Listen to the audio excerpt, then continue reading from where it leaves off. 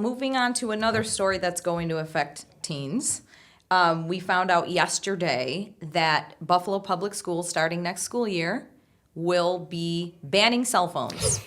So as soon as that first bell rings, you have to turn in your cell phone. You have to put it in a secured spot. I'm not sure what they've established for that yet. And then you can get your phone back at dismissal. This is going to be for smartphones, smart watches, tablets. All electronics, essentially. Yep. You've got a designated storage area. That must be a big storage area because, I mean, that's a lot of kids, that's a lot of stuff. As soon as the first bell rings, so there's not going to be one class. They don't even, to my understanding, they don't even get it back when they're at lunch.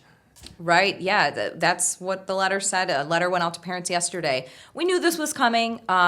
Governor Kathy Hochul just passed in the New York State budget, a statewide cell phone ban at schools. So we kind of knew this was coming, but we just didn't know what it was going to look like, and the schools weren't sure exactly how they were going to execute it. Yeah. But yeah, now Buffalo schools know, those students know they're going to have to lock those phones up. But there have been some concerns from parents.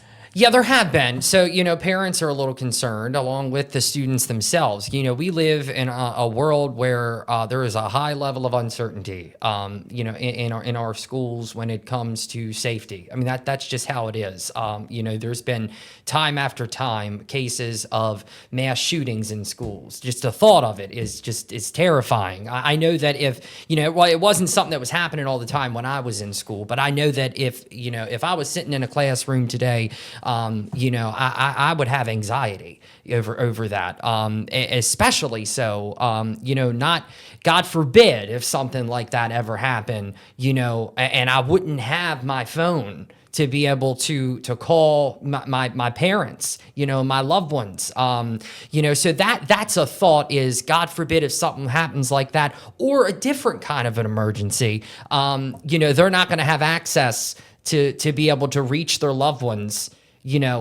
like that, like they would have been. But then on the flip side, we've got students on FaceTime, on Snapchat, on, you name it. They're doing it. They're watching Netflix while the teacher's giving a lecture. It's distracting. And that really don't scratch the surface of the problem and the battle that teachers face when it comes to instruction inside a classroom and the distraction that is this modern technological age where you can literally do anything in the palm of your hand, right? And so they're also saying that, the phones contribute to mental health issues, social media addiction, depression, and that as a result, the students can't focus on learning. Right, because we've come a long way from when when we used to be passing notes. You're yawning and reaching back, and then you drop the note. It ain't like that no more. Students can literally be texting in the middle of class, and that takes away. Yeah, they're distracted. So I understand that.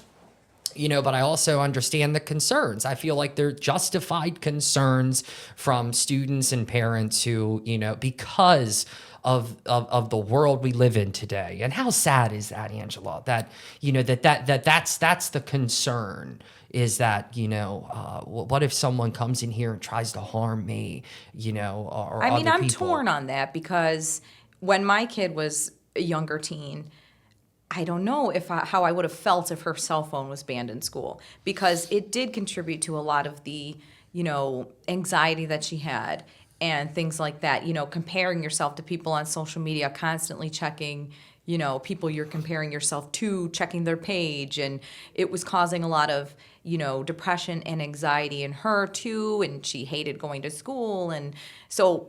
On one hand, that would have been great to have those banned while she was in school so she could focus on learning and maybe that 8-hour break from social media. I mean, I don't even get that as a grown, pushing 40 adult. But on the other hand, if there had been an emergency, there was a school shooting, and I couldn't get a hold of my daughter, I would be furious, and I'm the type of person that I would have went to the school. I wouldn't have listened to anybody. I would have pushed past security, to find my daughter. But also, there's a lot of workplaces that don't allow cell phones. I've worked at many places where you can't have your phone out.